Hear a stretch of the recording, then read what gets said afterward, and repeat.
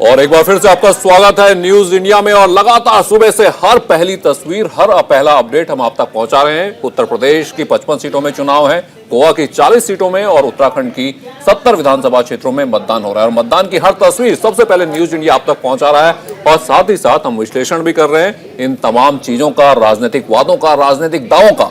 मेरे साथ दो मेहमान भी जुड़े हुए हैं। मेरी सहयोगी नितिशा भी हमारे साथ है, गर्ग साहब हमारे साथ जुड़े हुए हैं, कौशिक साहब हमारे साथ जुड़े हुए हैं। कौशिक साहब, उसी बहस को थोड़ा आगे बढ़ाते हैं। और जिस तरह से कि मैं कह रहा था कि बात होती है धर्म और जाति की, और ये देखा भी गया है उत्तर प्रदेश में, जैसे कि गर्ग साहब कह रहे थे कि धर्म और जाति के बिना वहां चुनाव होते नहीं है। दरअसल जब मायावती जी जीती तो उन्होंने एक सोशल इंजीनियरिंग की, जिसमें उन्होंने अगड़ों और पिछड़ों को साथ मिलाया और वो जीत गई। उसके बाद समाजवादी पार्टी आती है, मुस्लिम यादव वोट को साथ लेकर सरकार बनाती है। भारतीय जनता पार्टी इक्वेशन सही करती है और वो भी जीत जाती है, क्योंकि बसपा का एक बहुत बड़ा वोट बैंक हिंदुत्व के नाम पर उनके पास खिसक जाता है। इस बार क्या कोई इक्वेशन चल रहा है कौशिक साहब, ऐसा ही कोई? ये बात बिल्कुल सही है कि खास करके उत्तर प्रदेश और बिहार की राजनीति में हम लोग देखते हैं कि यहाँ धर्म और जात की राजनीति बहुत मजबूत जड़ें पकड़ी हुई है। यहाँ पे हम यदि उत्तर प्रदेश के संदर्भ में बात करें तो पिछले बार भारतीय जनता पार्टी को सफलता यदि मिली थी तो उसके पीछे कारण ये थे कि एक धार्मिक ध्रुवीकरण का या बहुसंख्यक आबादी ने बहुत बड़े मतों से भारतीय जनता पार्टी को नवाजा था। भारतीय जनता पार्टी ने एक ऐसा तुरुप का पत्ता फेंका था, या खास करके मोदी जी का एक ऐसा हिंदुत्व का चेहरा। योगी जी तो बाद में आए, योगी जी तो 2017 के चुनाव में कहीं उनका चेहरा था ही नहीं। उनकी एक सबसे महत्वपूर्ण भूमिका ये थी, या उनको मुख्यमंत्री बनाने के पीछे कारण ये था कि वो कट्टर हिंदुत्ववाद के प्रतीक के तौर पे जाने जाते थे, जिनकी वजह से उनको लाया गया। लोगों ने वोट भी दी, लेकिन सबसे बड़ी बात यह है कि पिछले 5 सालों में योगी जी के शासन करने का जो तरीका रहा है वो लोगों को नहीं भाया है। यदि वो भाता तो उनके मंत्री खुद छोड़ करके वापस नहीं जाते। उनके वो लोग जिन लोगों को 2017 में उनके कथित रूप से जो चाणक्य है वो अलग अलग जगहों से अलग अलग तरीके से उनको भारतीय जनता पार्टी में लाया था, और एक मतों का प्रतिशत जो था वो बड़ा बना था, जिसकी वजह से इस तरह की स्थिति आई थी। लेकिन उनके कार्यशैली, जिस कार्यशैली की मैं बात कर रहा हूं, ये बात बिल्कुल सही है कि उत्तर प्रदेश में भारतीय जनता पार्टी ने बहुत सारे काम किए हैं। एयरपोर्ट बनाए हैं, एक्सप्रेसवे बनाए हैं, लेकिन सरकारी मुद्दों से वो बिल्कुल वाकिफ नहीं रही है। उनको ये पता नहीं है। मैं बार बार कहता हूं कि बलिया के सुदूरवर्ती गांव में यदि एक बूढ़ा 80 साल का बाप यदि खेत में रात में 2 बजे लाठी लेके बैठा हुआ है इस जाड़े के मौसम में कि कोई यदि आवारा पशु आया तो हमारा खेत न चर जाए, इस समस्या को भारतीय जनता पार्टी नहीं समझ सकती है। वो केवल और केवल बाहरी, जिससे लाभ तो है लेकिन उस वर्ग को लाभ है जो लोग पहले से ही सक्षम है। हवाई जहाज पे कौन चढ़ता है साहब, आप तमाम तरह की दलीलें दे सकते हैं। एक्सप्रेसवे पर कौन दौड़ता है, लेकिन जो जमीन से जुड़े हुए लोग हैं उनको कहीं ना कहीं इग्नोर किया गया है। चुनाव में जरूरी है कि आप जमीनी मुद्दों की भी बात करें। मैं फिर आपसे जुड़ूंगी। इस वक्त एक अहम खबर आ रही है, पुलवामा हमले की 3री बरसी आज है और सीआरपीएफ मुख्यालय में लेथपोरा में शहीदों को श्रद्धांजलि दी गई है। आतंकियों का खात्मा करने का संकल्प भी लिया गया है। पीएम ने शहीदों को नमन किया है।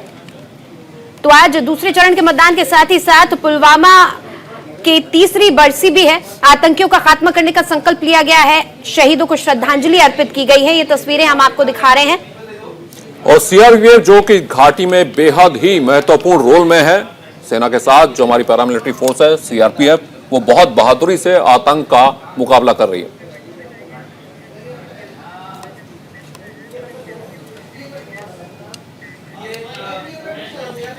और चलिए हम तमाम खबरों का विश्लेषण भी कर रहे हैं, लेकिन साथ ही साथ हम आपको दिखा रहे हैं कि किस तरह से हमारे जो सहयोगी हैं वो जुड़े हुए हैं, ग्राउंड जीरो से हर खबर आप तक पहुंचा रहे हैं। और तस्वीरें आप देख रहे हैं कि ऐसा कोई बूथ नहीं है, ऐसा कोई जिला नहीं है जहां हमारे सहयोगी मौजूद ना हो। गौरव मिश्रा हमारे साथ है, नमित हमारे साथ हैं, शेखर हमारे साथ जुड़े हुए हैं, राजेश, रागिनी, वासिक खान, प्रमोद कुमार, तमाम सहयोगी आपको ग्राउंड जीरो की हर खबर यहां तक पहुंचा रहे हैं। बरेली से रागिनी मेरे साथ जुड़ी है। रागिनी, कैसा चल रहा है मतदान अभी?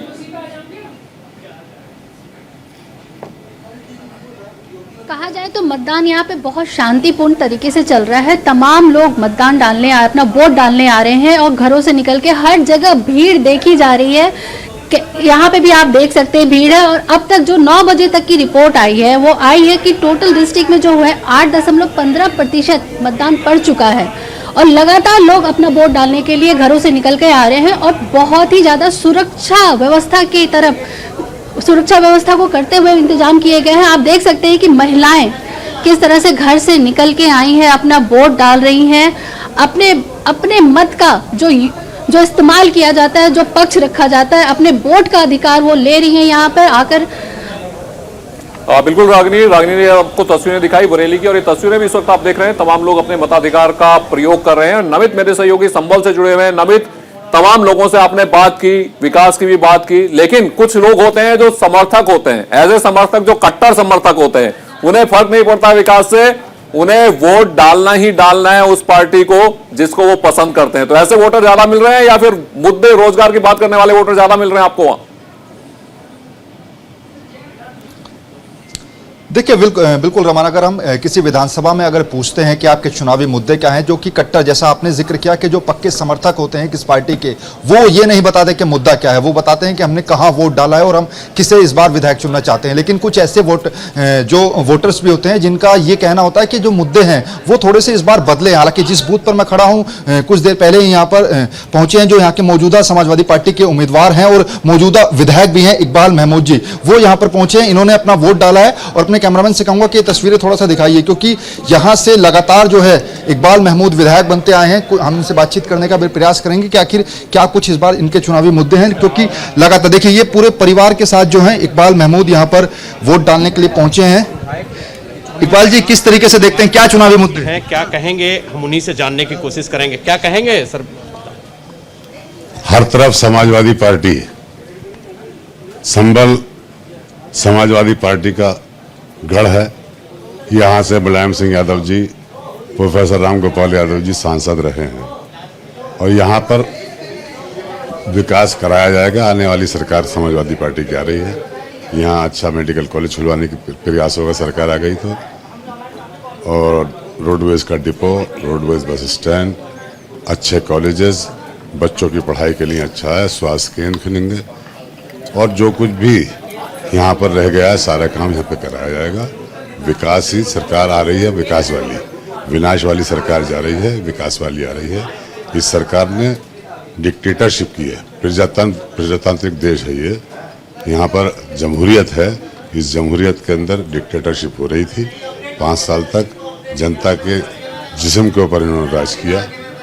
यहाँ का ना पब्लिक खुश रही, ना अधिकारी खुश रहे, सिवाय मंदिर और मस्जिद के और कोई काम नहीं किया। आपने बस अड्डे का जिक्र किया, क्योंकि आप तो लगातार विधायक चुनकर आ रहे हैं। लोगों का कहना है कि कई साल से बस अड्डे की मांग हो रही है। आखिर क्यों कहाँ पर पेच फंस रहा, क्यों बस अड्डा नहीं बनाया जा रहा है? जमीन मिलने की परेशानी रही है और इंशाल्लाह अगर अब जमीन नहीं मिली तो अब खैर की जाएगी और बनवाया जाएगा। तो चलिए, नमित थे और समाजवादी पार्टी के जो लगातार विधायक रहे हैं उनसे उन्होंने बात की। हालांकि वो विकास की बात कर रहे हैं, लेकिन एक इतनी बार का जीता हुआ विधायक अगर इस तरह से बात करता है तो बड़ा अजीब सा चीजें हो जाती हैं सामने, जबकि एक बार उनकी सरकार भी रही है। गर्ग साहब हमारे साथ जुड़े हैं। गर्ग साहब, उसी सवाल पर आते हैं। इक्वेशन क्या, मायावती जी आई, सोशल इंजीनियरिंग की, अगड़े और पिछड़ों की, मुस्लिम यादव फैक्टर, इस बार का इक्वेशन क्या है? इक्वेशन जो है, हर बार पिछले 5 साल का परफॉर्मेंस और बाकी धर्म और जातीय संस्करण, दो ही वहां पे इक्वेशन रहती हैं। मैं मान के चलता हूं कि भारतीय जनता पार्टी दोनों तरह की इक्वेशंस में अहेड करती है, आगे है इस समय उत्तर प्रदेश में। जब तक परफॉर्मेंस की बात करें, योगी सरकार और योगी सरकार के सभी मंत्री और भाजपा के सभी नेता परफॉर्मेंस की बात पे आते हैं तो वो बारी बारी अपने आंकड़ों से बताते हैं कैसे उन्होंने अर्थव्यवस्था नीचे 10वें पायदान से नीचे से अर्थव्यवस्था को लेके दूसरे पायदान की अर्थव्यवस्था को बनाया है। अगर दूसरे पायदान की अर्थव्यवस्था बनी है तो इसका मतलब साफ है कि वहाँ लॉ एंड ऑर्डर अच्छा हुआ होगा, इजी बिजनेस हुआ होगा, इजी बिजनेस ऑफ डूइंग हुआ होगा, यानी लोग वहाँ पे खुश हुए होंगे, लोगों को वहाँ इन्वेस्टमेंट करना आसान लगा होगा। तो ये सारी चीजें एक ही लाइन में वो लोग बता पाते हैं।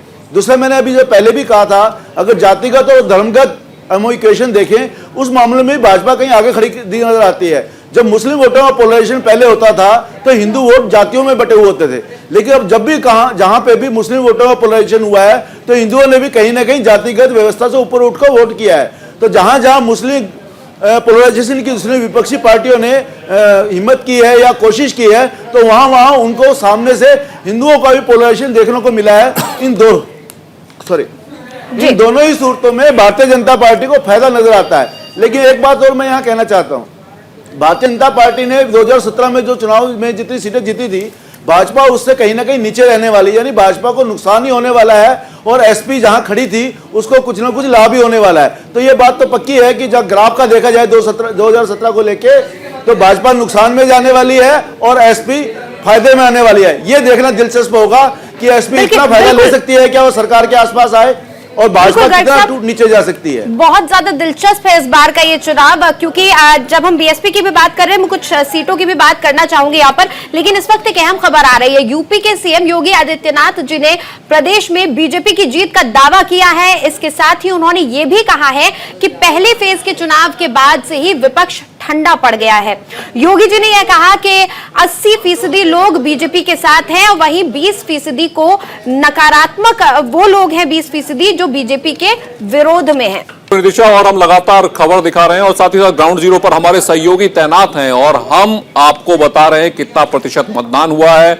और आप ये तमाम तस्वीरें इस वक्त यहाँ पर देख रहे हैं। यूपी में 11 बजे तक का वोटिंग का जो आंकड़ा है वो आपको हम बताते हैं, क्योंकि हर खबर सबसे पहले न्यूज इंडिया पर। बिजनौर में 14% मतदान अब तक हो चुका है, जो अभी ताजा आंकड़े सामने आए हैं। मुरादाबाद में 15% मतदान हुआ है। ये 11 बजे तक की वोटिंग का आंकड़ा इस वक्त हम आपको बता रहे हैं। और संभल में 21% मतदान हो चुका है। 5 बार के विधायक क्या उनके अगेंस्ट वोट पड़ रहे हैं या फिर समर्थन में, देखना होगा। शाहजहांपुर में 13% मतदान हो चुका है 11 बजे तक। तो तमाम अपडेट सबसे पहले आप न्यूज इंडिया पर देख रहे हैं। रामपुर बेहद दिलचस्प सीट, यहां पर 14% मतदान अभी तक 11 बजे तक हुआ है। तो ये तमाम आंकड़े हमने आपको दिखाए और सबसे पहले सबसे ताजा अपडेट नितिशा हम न्यूज इंडिया पर अपने दर्शकों को दिखा रहे हैं। न्यूज इंडिया की महा कवरेज लगातार जारी है। हमारे तमाम जो रिपोर्टर्स हैं ग्राउंड जीरो पर मौजूद हैं। सुबह से ही सबसे पहले सबसे सटीक कवरेज आप न्यूज इंडिया पर ही देख पा रहे हैं। देखिए, आज उत्तर प्रदेश की 55 सीटों पर वोट डाले जा रहे हैं। दूसरे चरण का मतदान है। संजीव जी, इस दूसरे चरण के मतदान में इन 55 सीटों में से 8 सीटें ऐसी हैं जो कि आरक्षित हैं, और इन 8 सीटों में से पिछली बार का 2017 के आंकड़े की बात करें तो इन 8 सीटों में से 7 सीटें जो है बीजेपी के पास थी और 1 सीट सपा के पास। इस बार ये देखा गया है सपा गठबंधन कड़ी टक्कर देता नजर आ रहा है। क्या इन आरक्षित सीटों पर भी कुछ मामला जो है, कुछ नतीजे जो है आपको लगता है उलटफेर हो सकते हैं? कुल मिला के जिन सीटों की बात हम कर रहे हैं इसमें भारतीय जनता पार्टी पिछड़ती हुई दिखाई दे रही है, और उसी का नतीजा है कि अभी हम आदरणीय योगी जी को सुन रहे थे तो योगी जी भी तमाम उस तरह की बातें वो कर रहे थे। अब civil code, common civil code की तरफ वो इशारों में बात करते हैं। वो कहते हैं कि हम मुख्यमंत्री बनने जा रहे हैं या भारतीय जनता पार्टी पुनः वापस आ रही है। इसमें नई बात कुछ हमें दिखाई नहीं देती है। सरकार बनाने की बात करें तो बसपा भी कह रही है कि मेरी सरकार बनेगी, कांग्रेस पार्टी भी कह रही है, समाजवादी पार्टी, और उत्तर प्रदेश में बीजेपी की बात कौन करे। तो ये तमाम अपने अपने जगह पे दावे हैं, लेकिन यह बात बिल्कुल सही है कि जो ट्रेंड बता रहे हैं, जिस तरह से भारतीय जनता पार्टी स्टेटमेंट दे रही है, जिस तरह से उनके तरफ से बातें आ रही है सामने, वो उनकी कोशिश लगातार जारी है। और जिन सीटों के बारे में आप कह रही हैं, मुझे लगता है कि भारतीय जनता पार्टी इन सीटों पर भी पिछड़ती हुई दिखाई दे रही है। तो भारतीय जनता पार्टी कुल मिला के इन सब जगहों पे, अभी हम सुन रहे थे कि बात हो रही थी कि जीडीपी देश को बेहतर किया, उत्तर प्रदेश को बेहतर कर दिया। हम ये कह रहे हैं कि जब सब कुछ बेहतर है तो महंगाई की बात क्यों नहीं कर रहे थे कि हमने महंगाई कम कर दी, हमने बेरोजगारी कम कर दी। नीति आयोग की रिपोर्ट बताती है स्वास्थ्य व्यवस्था क्या है उत्तर प्रदेश में। एडीआर की रिपोर्ट बताती है कि सबसे ज्यादा दागी आपने बैठा रखे थे सदन में अपने साथ। एनसीआरबी की रिपोर्ट बताती है कि उत्तर प्रदेश का हालत सबसे ज्यादा खस्ता हाल है। तो ये तमाम तरह के जब रिकॉर्ड की बात करते हैं तो रिकॉर्ड में भी पिछड़े नजर आते हैं। दावे बहुत बड़े बड़े हैं और इन्हीं दावों को अब तराजू पे जनता तोल के और फिर लेकिन कौशिक साहब और गर्ग साहब, बात दरअसल ये भी है कि बात तो विपक्ष भी, जो तमाम जो दूसरी पार्टियां हैं वो मुद्दे पर आई ही नहीं। तमाम जो, चाहे अखिलेश यादव को ले लें या फिर कांग्रेस को ले लें, उन्होंने भी जिन्ना का मुद्दा उठा दिया, उन्होंने भी धर्म का मुद्दा उठा दिया। वो भी इसी तरह की बातें करने लगे, जबकि वो चाहते तो सिर्फ विकास के मुद्दे पर, काम के मुद्दे पर गर्ग साहब बीजेपी को घेरा जा सकता था। देखिए, अभी संजीव जी भाई जो बात कह रहे थे, जिन मुद्दों का जिक्र कर रहे थे, इन मुद्दों को उठाने का काम है किसका? सरकार के खिलाफ कोई अगर मुद्दा है तो विपक्ष का काम है उन मुद्दों को उठाए। लेकिन विपक्ष भी जिन्ना पे शुरुआत की, उन्होंने पहले भाषण से जिन्ना से शुरुआत की। यानी विपक्ष भी कहीं ना कहीं ये चाहता है कि पोलराइजेशन हो, धर्म और जाति की राजनीति हो और उसके आधार पर वोट पड़े, क्योंकि उसको ऐसा लगता है उनका जो पुराना फैक्टर था YM का, वो शायद कामयाब हो जाएगा और उसके नाते जैसे उनको 2012 में कामयाबी मिली थी वैसे कामयाबी मिल जाएगी। किसी ने महंगाई की वहां चर्चा ही नहीं। ये बात ठीक है, महंगाई एक बड़ा फैक्टर है, विपक्ष को चाहिए, लेकिन आप ये बताइए सरकार उन मुद्दों की चर्चा क्यों करे जिस पर उसको घेरा जा सकता है? संजीव जी कह रहे हैं उन मुद्दों की चर्चा सरकार को करनी चाहिए, लेकिन मेरा ये मानना है सरकार तो अपनी परफॉर्मेंस की बात करेगी। अगर उसमें कोई कमी है तो वो विपक्ष का काम है, लेकिन विपक्ष उन मुद्दों के आसपास भी नहीं आ रहा। तो इसलिए भारतीय जनता पार्टी को हो सकता है कुछ सीटें कम हो, लेकिन उसको सरकार बनने में कोई कठिनाई मुझे महसूस नहीं बिल्कुल होती। गर्ग साहब, विपक्ष तो इन मुद्दों पर कहीं नहीं आ रहा, लेकिन मेरे सहयोगी जो ग्राउंड जीरो पर है वो तमाम मुद्दों को उठा रहे हैं और तमाम ऐसे सवाल पूछ रहे हैं जो जनता के सवाल होते हैं। मेरे सहयोगी नमित ने संभल में समाजवादी पार्टी के जो उम्मीदवार हैं उनसे बात की। हमारे साथ संभल से समाजवादी पार्टी के विधायक और मौजूदा उम्मीदवार इकबाल महमूद जी हैं। इकबाल जी, आपने वोट डाल दिया, एक बार दिखा दीजिए, और क्या इस बार चुनावी मुद्दे संभल के? संभल का विकास, संभल की तरक्की। पिछले 70 साल में उत्तर प्रदेश के अंदर समाजवादी पार्टी की सरकार बनी थी जब, तब तो कुछ विकास हुआ था, उसके बाद में नहीं हुआ था। अब इंशाल्लाह ये समाजवादी पार्टी की सरकार बनने वाली है 2022 में ही, और मुख्यमंत्री अखिलेश यादव जी होंगे। संभल का बेहतरीन विकास होगा। संभल में जिस चीज़ की भी कमी है वो सब चीज़ों को कमी को पूरा किया जाएगा। आप विकास की बात कर रहे हैं, लेकिन जो बस अड्डे की डिमांड लगातार यहाँ की जनता कर रही है, आखिर वो सपना यहाँ के लोगों को कब पूरा होगा और क्यों नहीं होगा? इसी साल 2022 में इंशाल्लाह होगा। लोग पूछ रहे हैं कि अब तक क्यों नहीं है, क्योंकि आप तो 7वीं बार विधायक बनने के सपने भी देख रहे हैं। ना कि सिर्फ एक बार सरकार बनी हमारी बस, इस बीच में 2012 में हमारी सरकार बनी, बहुत सारे हमने यहाँ पे काम किए, एक काम ये रह गया, इंशाल्लाह इस बार हो जाएगा ये काम भी। इस बार ओवैसी साहब भी चुनावी मैदान में हैं, आपको लगता है कि जो मुस्लिम वोटर है वो बटेगा और उससे नुकसान समाजवादी पार्टी का हो सकता है? देखिए, ओवैसी साहब को सब समझ गए हैं मुसलमान भाई हमारे, और उन्होंने सिवाय बीजेपी को बढ़ावा देने के और कुछ नहीं किया। उन्होंने वोट बांटे हैं। देखिए, 2 मिसालें आपके, तो डर तो यही है कि कहीं वोट ना बढ़ जाए। जीत का दावा हर कोई कर रहा है, तो जनता किसे चुनती है ये देखना होगा। और हमारे सहयोगी लगातार ग्राउंड जीरो पर मौजूद हैं और आपको सीधी तस्वीरें दिखा रहे हैं। बरेली का रुख करते हैं, रागिनी वहां मौजूद हैं। रागिनी, क्या तस्वीरें? आप देख सकते हैं कि किस तरह से भीड़ लगी हुई है। हम दिखाना चाहेंगे, अपने कैमरामैन को कहेंगे कि थोड़ा सा कैमरा साइड कीजिए। एक छोटा सा बच्चा लेके एक महिला खड़ी है वोट देने के लिए।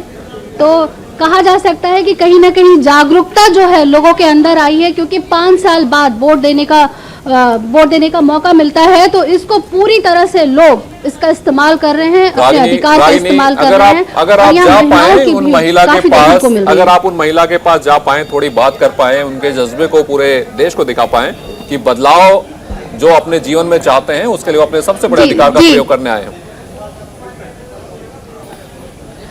जी बिल्कुल बिल्कुल, मैं ले चलती हूँ उन महिलाओं के पास, उनसे हम बात करेंगे जो यहाँ पर खड़ी हैं और अपने वोट देने का इंतजार कर रही हैं। हम अपने कैमरामैन से कहेंगे कि थोड़ा पास ले चलिए। बिल्कुल, ये तस्वीरें इस वक्त आप यहाँ पर देख रहे हैं।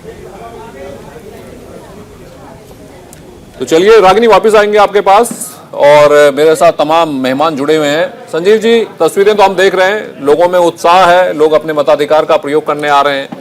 तो अब देखना होगा कि वोट किस तरफ जाता है।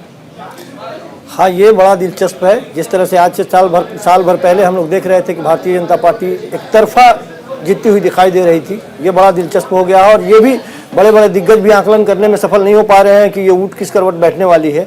लेकिन महत्वपूर्ण ये है कि सारे जितने भी विश्लेषक हैं या जानकार लोग हैं, सारे लोग एक बात पर तो जरूर सहमत है कि भारतीय जनता पार्टी को 2017 में जितनी सीटें मिली थी उससे नीचे की तरफ ग्राफ जाता हुआ दिखाई दे रहा है। और केवल ये उत्तर प्रदेश की बात नहीं कह रहे हैं, ये उत्तराखंड में भी ऐसा ही है। खास करके यदि पंजाब के संदर्भ में तो वहाँ कुछ खास हमें दिखाई नहीं देता, और बाकी जगहों पे भी। लेकिन नीचे की तरफ ये गिरता हुआ ग्राफ भारतीय जनता पार्टी के लिए बहुत ज़्यादा मुश्किल है, क्योंकि भारतीय जनता पार्टी जहाँ भी है वो लगातार इस बात पे जोर डालती चली आई है कि हम यहाँ का विकास केवल और केवल डबल इंजन की सरकार के दम पर दुगुनी रफ्तार से करने वाले हैं। लेकिन ये दुगुनी रफ्तार कहीं दिखी नहीं है। लोगों के मन में बहुत सारे सवाल हैं, कई मुद्दे हैं जिस मुद्दे पर लगातार वो सवाल कर रहे हैं, और विपक्ष को इसलिए यहाँ पे थोड़ा सा फायदा मिलता हुआ दिखाई दे रहा है क्योंकि विपक्ष सत्ता में नहीं है। विपक्ष ने बेहतर नहीं किया, पिछली बार उसको लोगों ने बाहर का रास्ता दिखा दिया। तो इस बार सवाल केवल और केवल सत्ता से है, सत्ता को जवाब देना है। बिल्कुल गर्ग साहब, डबल इंजन की सरकार सिर्फ उत्तराखंड में ही नहीं, सिर्फ यूपी में ही नहीं, आज जहां जहां चुनाव हो रहा है डबल इंजन की सरकार है। क्या लग रहा है, डबल इंजन की सरकार का बार बार जिक्र करते रहे हैं लेकिन मुद्दों से भी भटकते रहे हैं, क्या जनता के मन में है? देखिए, जहां तक डबल इंजन की सरकार का सवाल है, पंजाब में वैसे डबल इंजन की सरकार नहीं है, लेकिन मेरा ये कहना है डबल इंजन की सरकार का मतलब ये रहता है, जो मैं मान के चलता हूं कि जो राज्य सरकार है और केंद्र सरकार है उसमें समन्वय बेहतर रहता है। आप दिल्ली का उदाहरण देख लीजिए, दिल्ली में केजरीवाल सरकार है, जब कोई काम करना होता तो वो बोलता है हमने किया है, जब नहीं होता तो उनको बोलता है एलजी करने नहीं देता, यानी कहीं ना कहीं संबंध में उनमें टूटता नजर आता है। तो डबल इंजन की सरकार का मेरा मानना यह है कि उनका मंतव्य ये है। दूसरी बात जो अभी संजीव जी कह रहे थे, ये बात बिल्कुल ठीक है, भाजपा जिस ऊंचाई पे पहुंची है उससे ऊपर जाने के लिए वहां पे स्कोप है नहीं। यानी भाजपा ने पिछली बार 323 सीटें मान लो उनके गठबंधन ने हासिल की, तो उससे ऊपर कितना जाएंगे, तो उनके पास खोने के लिए ही है, कितना खोएंगे, 100 से 120 कितनी सीटें नीचे आएंगी उनकी, तो ये भी एक देखना दिलचस्प है। और एसपी 50 के आसपास सीटें ली थी, उससे अगर वो 203 का आंकड़ा पार करेगी नहीं करेगी, ये भी एक देखना दिलचस्प है, क्योंकि इतना लंबा रास्ता उसको पार करना है। ये ठीक है कि उसका रास्ता ग्राफ ऊपर की तरफ होगा, लेकिन 150 सीटें प्लस कर पाएगी, ये भी एक बड़ा मुश्किल सवाल है। तो मेरा ये मानना है कि ये तो ठीक है, भाजपा नुकसान होगी और एसपी फायदे में होगी।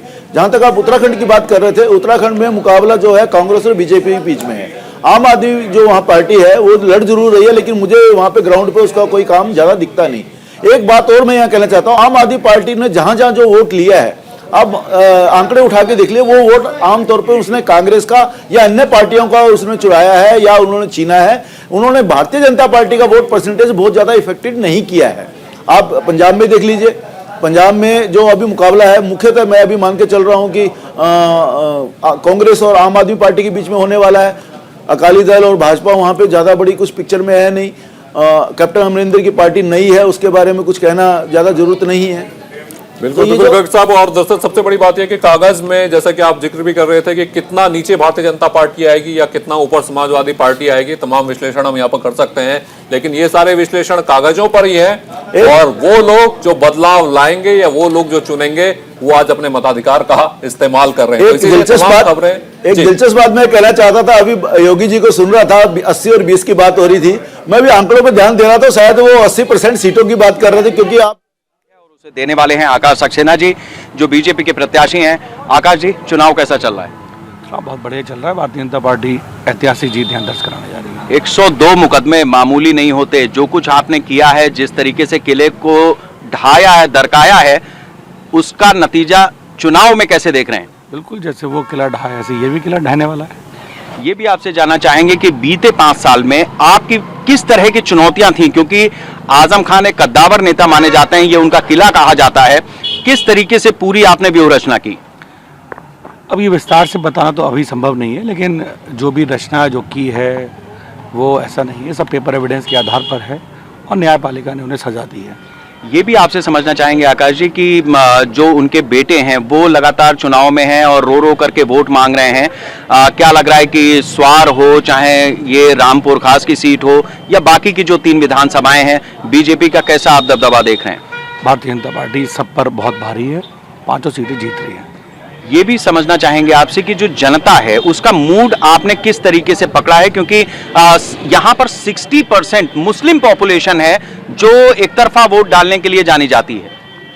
बड़ी संख्या में मुस्लिम हमारे साथ हैं और हम हिंदू और मुस्लिम दोनों के बल पर चुनाव जीत रहे हैं। योगी जी ने सुबह सुबह कहा है कि जो शरिया का कानून है वो लागू नहीं होगा और जो इस तरीके की बातें कर रहे हैं उनको जनता सबक सिखाएगी। बिल्कुल सही कह रहे हैं और जनता मन बना चुकी है। जनता रामपुर में देखा जाए तो आजम मुक्त रामपुर का मन बना चुकी है। बहुत शुक्रिया। हमारे साथ आकाश सक्सेना जी थे, जिन्होंने लगातार अपनी तो चलिए, न्यूज इंडिया पर लगातार ये हमारी महाखबरें चलती रहेगी और सबसे पहले अपडेट, सबसे पहले तस्वीरें आपको न्यूज इंडिया पर ही देखने को मिलेंगी।